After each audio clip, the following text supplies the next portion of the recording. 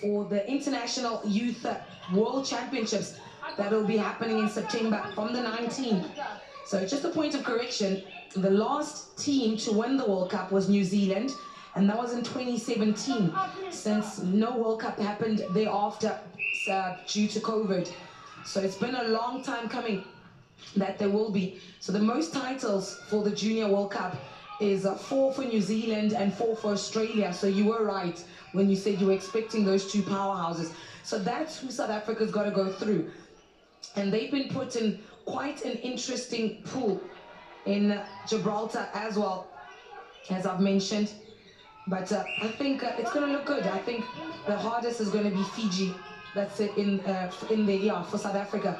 Fiji is going to be the hardest. Malawi's good, but I think on the under-21 we will sort that out. Yeah, so that's how things are looking. Oh, but the pool of terror will be Pool C. That would be England, Jamaica, Tonga, Wales, and Sri Lanka. Sure, that's going to be a tough pool. Listen, I can't wait. So nobody, please, nobody make any arrangements with me around September. There is no way I'm not accompanying those. Even if I'm a mascot, I will do it. It's been lovely seeing these players and their journey. I mean, I've covered them since the World qualifiers. And it's been so beautiful watching their growth and their progression as an analyst. I've actually really enjoyed seeing and even just meeting them. Lovely young players. And I'd love to walk that whole journey with them as they take the podium in Gibraltar and are crowned the champions of the world. You're selling yourself to somebody. I hope whoever 100%. that is listening to you, to your plea, indirectly. Well, back to this game. The Eagles on attack. Look at how they're taking their time, they're playing short passes, they're also dropping the momentum. I think that's the strategy coming into this last quarter. Muzanenamo on that goal attack position. Van Heeren is back on goal defense, man-to-man. And, you know, she's really giving the shooters a tough time. This ball has been in the center third for 30 seconds. That's how the under-21s are doing a great, you know, great work there. And they finally won that ball. So, Vanessa, are you happy on how the girls are playing now? I'm just loving the synergy. Some great interceptions coming through on the midcourt, which we haven't seen. We've just seen some really good drives, but I love to see the midcourt actually set up defense. Marie Durand just slotted in so well on goal shooter with Ingwersen there on goal attack. Yeah, I'm loving the energy that we currently have from the S21 side, but kudos to the Eagles as they're just holding it. Nicole, Nikki, all of them are playing really to the best of their ability, and it's great to see such a wonderful display of international level of netball. Certainly is. And it does get a bit personal when you're playing a brand of a country, you know. A team will take it a bit personal. That's a very good turnaround for the Eagles. They have a potential to equalize now. So not the best time to make a turnover. Ah, good look from the umpire. Sure, remember yesterday we saw like 2 different hops on the same leg in one of the games, but very good vision from the umpire. Oh, Ingwersen struggling there. But Vanessa, I love our baby spar protest, but I think since they said they will settle in the combination by the 3rd leg, I think it is a little bit of a concern that they have such an incredible start. I mean, they scored 19 goals in the first quarter. Now the job is going to be maintaining that energy throughout, because from 19, the next quarter, it was 21. I mean, there's no way. Like, that's just too much of a disparity. And they have been playing at a decline in terms of their energy levels. So that's something I think as they start to settle, they really need to start working on. Yeah, that's definitely something that comes with experience, Mampo. I feel like that's how you kind of, when I'm talking about synergy, it's that connection that you see on court, but the sustainability and almost like the consistency of it that comes with experience. And I feel like they haven't had the opportunity to really settle in those combinations to get that, you know, level of consistency as of yet. The energy levels, it fluctuates, obviously, because there's a lot of changes taking place as well. So as the players come on and off, you adjust, you might be, you know, having a lapse in judgment just because you're trying to assess who you're playing against, you're trying to stick to your own game plan, not adapting to other teams. There's so much going on in the player's mind. So finding that consistency is something that these Spa Baby Proteas will have to look for, not just when it comes to combination work, but also with the momentum that they have on court. This is actually pretty beautiful. I hope they do listen to this game, because this is how our young players are actually indirectly being mentored. So brilliance from the Baby Spa Proteas getting that ball back. But I'm very impressed with the Eagles. The way that they've been able to dig themselves back into this game has been absolutely exceptional. They were trailing by 8 goals in that first quarter, but they managed to reduce that to 3 goals in the second and then equalizing in the third. Now that is some great work, and they've been very consistent when it gets to their performance in the latter part of the game. They always get better as the game progresses and have very strong finishes. So it's going to be a great test for the Baby Spa Proteas, who struggle at the end, playing against a team that does very well at the end.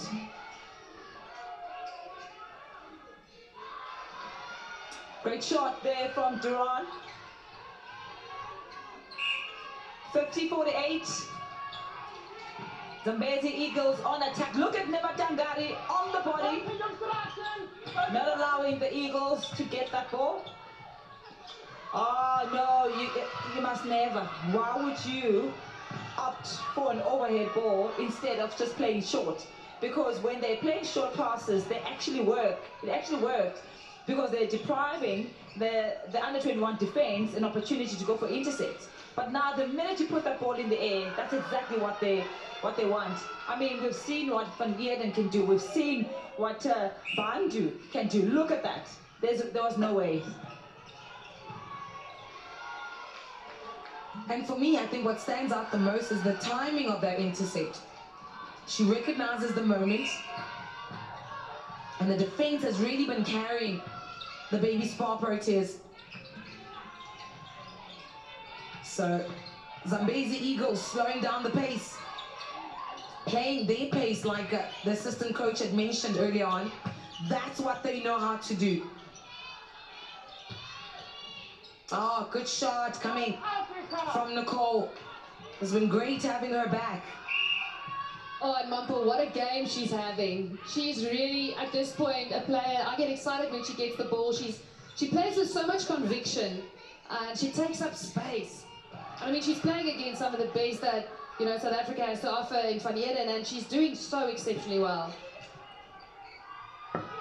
You know, it would have actually been nice to see Zimbabwe in the Junior World Cup if I consider how well a lot of these youngsters are playing. Ooh, good drive to the other side. But that was an opportunity for me for Amma to come out of that circle and go for that intercept line. But look at South Africa dominating the last 10. A little bit late, but great goal! Bandu! Amatisse Bandu! 2 intercepts when it matters the most. Now, big match temperament does not get better than that, and we did say that's what we love about Van Heerden, but it looks like it's a contagious thing. They have it together, and that is a beautiful quality for a defensive unit for South Africa. Yo, I don't know. I think I'm crazy in love with Bandu. You know, her combination with Van Heerden and also Nematangari. Sure. Right? Yo. And even that last combination was amazing. Yeah. It really is a split timing for me, the timing. And she made herself a bit short to deceive the passer, just exploding up. You know what I love about Bandu? Look at her. She reminds me of you a little bit. She's on her feet. She's not waiting for the ball to get closer to the Come ball. on, Bandu! She's not waiting for the ball to get closer to the circle. She starts dancing when the ball is coming, even if it's in the center third. And also what I like about her is that when the ball swings over to a different channel, if it goes to the right, she also, you know, switches to the right. So she always forces the shooter to be behind her. So I'm loving what I'm seeing from Banda. She's on her feet all the time. So Bandu, I beg your pardon. So that's why it will be easier for her to go hunt, because she's light on her feet, she's ready for it, she's hungry. Woo, look at it.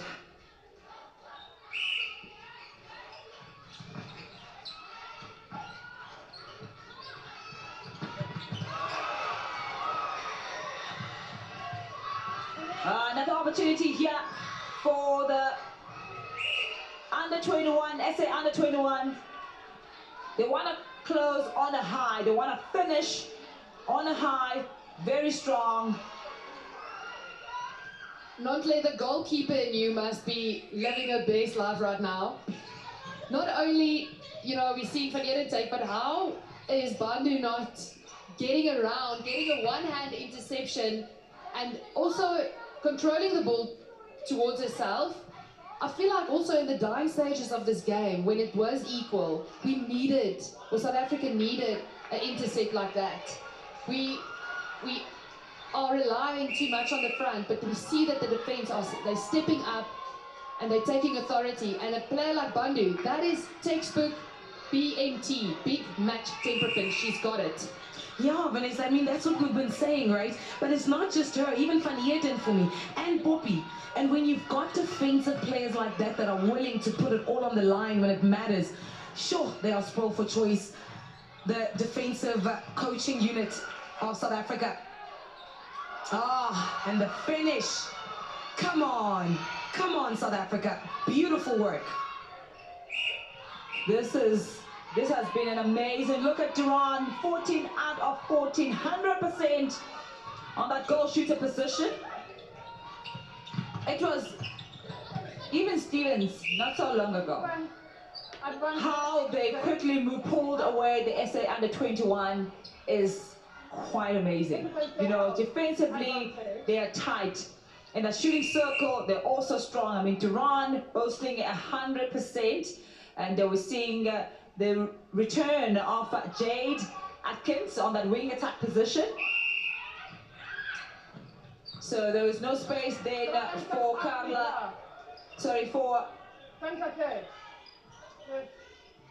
for Davis.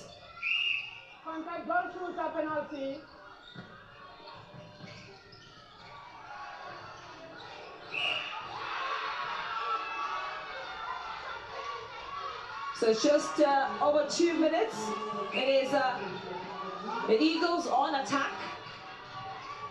And what I've noticed about the Eagles is that they love to attack on that left-hand side of the court. So I'm sure that the under-21s have noticed that, and that's why they're also flooding and forcing them to play on one side.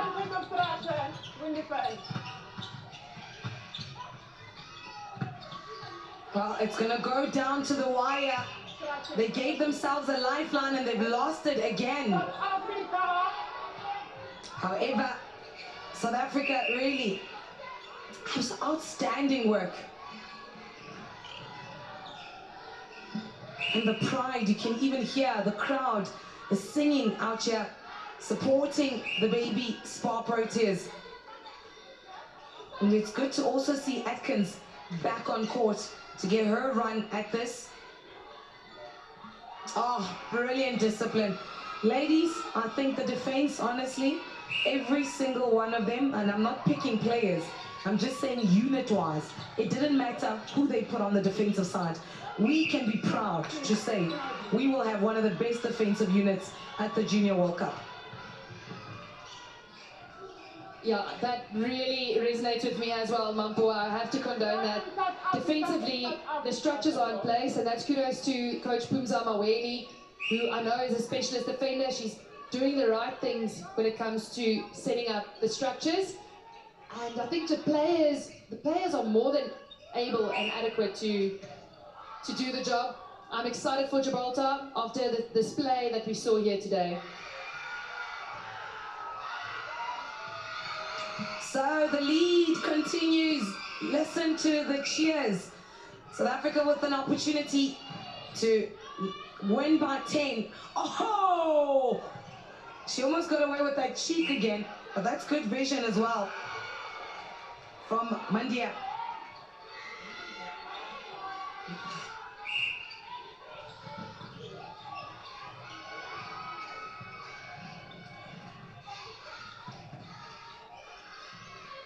Well, it's the final countdown. Can they make it 11? A last-minute touch-up from Duran, who's been absolutely spectacular.